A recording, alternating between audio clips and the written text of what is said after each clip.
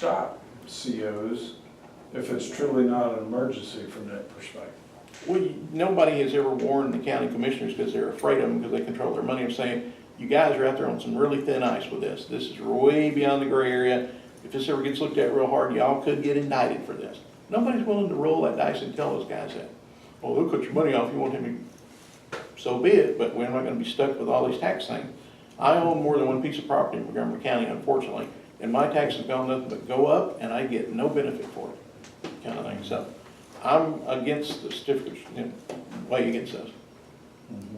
Okay. Had about 30 more seconds, but I'll save it to the next go around. We're down, got about 10 minutes. Okay, obviously, what the county attorney's office is chartered to do and is able to do is largely driven by U.S. Constitution, Texas Constitution, and whatever else is on the books for Texas. The legislature. Well, the county attorney's office is supposed to be the legal advice and counsel for the county, regardless of what it is. Sheriff's guy runs in the back of a car chasing somebody, we're gonna get sued, they've got to defend that. One of the judges interviewing court reporters and saying, hey, you're gonna have to spend overnight with me, sexual harassment cases coming, they've got to defend that. When they start stepping beyond the beyonds of, say, a police officer decides, I don't like him, I'm gonna shoot him in the head, and shoots him in the head, now he's committed a criminal act. We only have to defend them up to the part of when they were still serving as a county employee. Once they step out of that role, they're no longer our responsibility. The county attorney's lost sight of that. His job is to provide counsel to the county and its employees and its members. That's it. That sounds more of a reactive role, and yet you have a very proactive. Well, he's not standing up to the people when he sees them doing things wrong or knows that it's questionable. He's not saying a word about it. It's just going right. He's going along to get along, is what it is. Okay. If you never bring it to their attention, this isn't right, guys, they're gonna keep doing the same path they've been doing. So is there anything that the legislature can do, bills they should pass that would make the job of the county attorney easier, better, more efficient? If they could, one, spell out exactly what they issue those certificates for would be good. If they could then start defining more of where the county attorney's job ends as an advocate for the county and begins as a watchdog for the county would be good. He's supposed to be the advocate for the county by defending the county for lawsuits and things such as that. But he needs to be the watchdog of like, you guys, you are stepping over the line all the time out here. You can't keep doing that. So is that the legislature's fault that that's not happening? Anytime you let the legislature mess with anything, they mess it up, no matter what it is. Whether it's child support, whether it's child visitation, you name it, we're gonna fix this and it's worse than it was before. So I'm not sure that's gonna be the magic fix here. I think what we need to do is get some people that are not afraid to say no to somebody or to say yes when they need to say yes. Okay, so you would not engage in frequent dialogue with our legislative officials that are elected? I don't see any need for that, because no matter what they're gonna do, it's gonna take them 2 years to fix the problem, and it's gonna take them another year to get it out of committee. Then when it comes to the law, it's gonna be so convoluted, we won't be able to use it. Okay, Bob?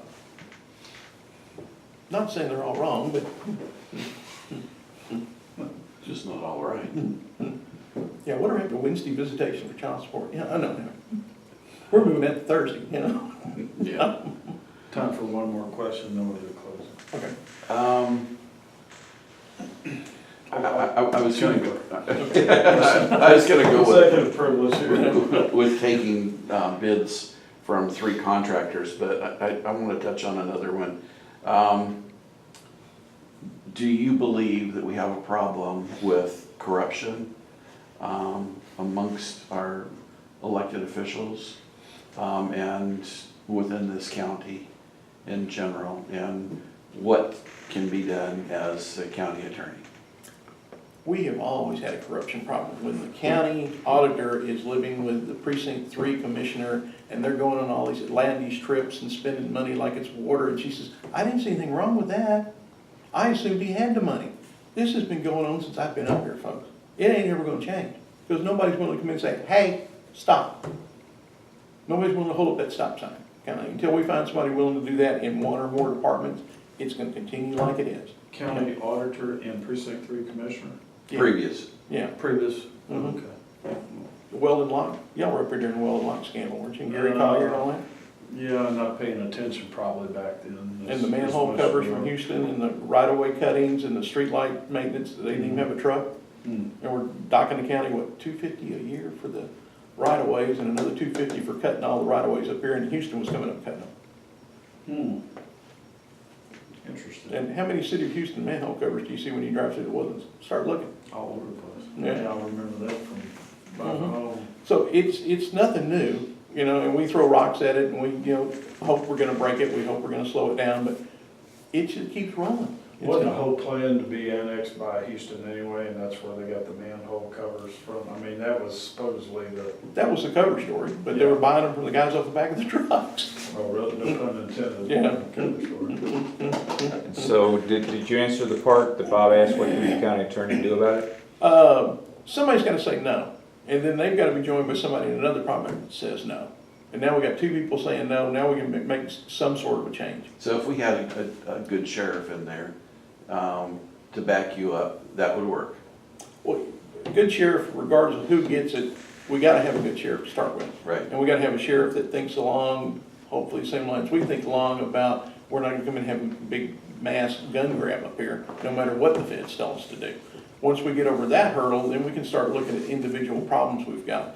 There's problem with the bail bond procedure up there, there's problem with the court-appointed attorney problem up here, there's problems with how they do in, you know, these contracts, there's problems with who gets these contracts, there's problems with how they decide who gets the contracts, and then we've got all the other stuff that goes around with all that. So, nobody's looking at that, nobody's willing to say, hey, that looks funny.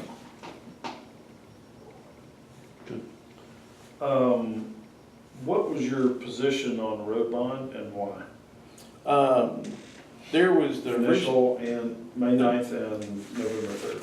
as I read and researched what I did, there was so much crap in the original road bond thing, it should have never even been on the ballot, kind of thing. The revised one was better, but it still had too much stuff in it. We're putting a road all the way out Woodlands Parkway for a developer. That's not my problem. I shouldn't have to be paying for that. Well, that's off. Yeah. That's off the second go But around. still at all, it shouldn't have been on there in the first place. Mhm. Who So- lobbied and got that on there, and why didn't anybody look at that? So what would you, as the county attorney, have done to recommend to the commissioners and maybe persuade them that they were overloaded with court? Once again, it goes back to, we've got to have somebody that's got enough guts, if you want to call it that, or enough to say, you know, you can do what you want to me, but this is illegal, this shouldn't be done, you guys need to stop this crap. Nobody's done that yet. So pork and unwanted roads like the Woodlands Parkway extension Now, and other stuff that they want to do, not necessarily illegal, is it? it's only legal, depends on who's benefiting from it and why they're benefiting from it and who's actually putting it in and how that contract negotiated and why we're doing this just for this one builder. That all, if it's not illegal, it should be. So legislature should change that part if that's not illegal. But a lot of those things that you cited are tail-end things that come after the vote on the road bond. Right. So you don't know that up front. No, but the commissioners have, long as I've been up here, 4 or 5 of them sit down, well, actually 2 of them used to sit down and decide what the hell was gonna go on, and it did. The other 3 went along with it, or else, kind of thing. We have the same potential problem going on now, 2 or 3 of them get together and say, this is how it's gonna be, and they get it driven through. If it doesn't, they do the certificates, and if that doesn't work, they put it back on the election cycle again. So nobody's telling them no. I got told no a lot as a kid. Okay, so 2 to 3, pretty strong accusations, 2's okay, 3's a quorum.